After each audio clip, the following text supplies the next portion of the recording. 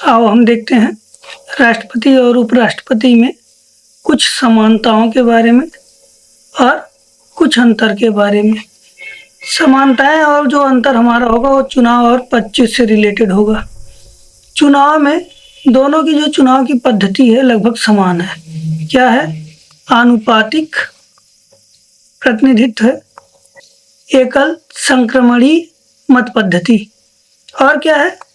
गुप्त मतदान है। दोनों में यही है। और दोनों का निर्वाचन जो है एक निर्वाचक गण करता है, निर्वाचक गण।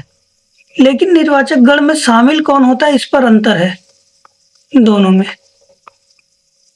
इसमें लोकसभा और राज्यसभा के सभी सदस्य उपराष्ट्रपति का चुनाव करते हैं, लेकिन राष्ट्रपति का चुनाव लोकसभा और राज्यसभा के निर्वाचित सदस्य, केवल निर्वाचित सदस्य करते हैं। और इसके साथ स्टेट असेंबली मतलब राज्य की सभी विधानसभाओं के निर्वाचित सदस्य, ये इन दोनों में अंतर है। और क्या है? इनमें समानताएं और भी हैं इनकी योग्यता को लेकर, मतलब कौन चुनाव लड़ेगा उसके लिए दोनों के लिए 35 वर्ष की आयु चाहिए। दोनों का भारत का नागरिक होना जरूरी है, नागरिक होना, इसके लिए भी 35 वर्ष की है, भारत का नागरिक। लेकिन योग्यता में भी एक अंतर है।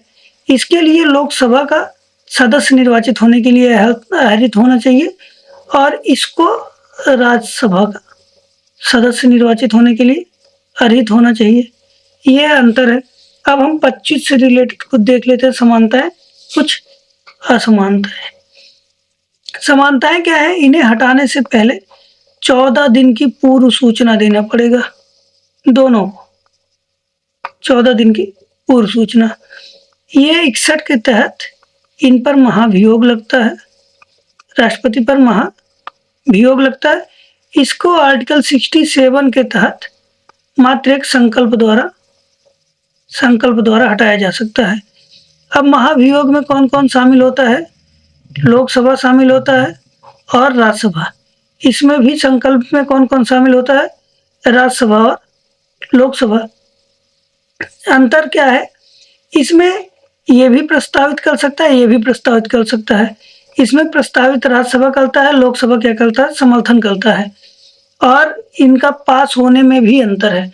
पास होने के लिए इसके लिए राज्यसभा के सभी सदस्यों का बहुमत चाहिए, मतलब 50% + 1।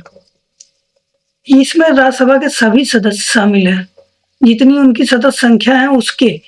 और इसमें केवल अनसमर्थन का मतलब इसमें भी 50% + 1 है, लेकिन अंतर कहाँ है? इसमें उपस्थित और मतदान करने वाले सदस्यों का बहुमत है। अब यहाँ पे क्या है? यहाँ पे सभी सदस्य लोकसभा और राज्यसभा के शामिल होते हैं अलग अलग, लेकिन इसमें क्या है? 2/3 बहुमत चाहिए। यहाँ पर क्या था? 50% + 1। ये भी एक प्रकार का विशेष बहुमत था, लेकिन यहाँ विशेष बहुमत नहीं था, यहाँ साधारण बहुमत था। और इसमें दोनों में विशेष बहुमत, 2/3 बहुमत चाहिए दोनों में। ये रहा अंतर।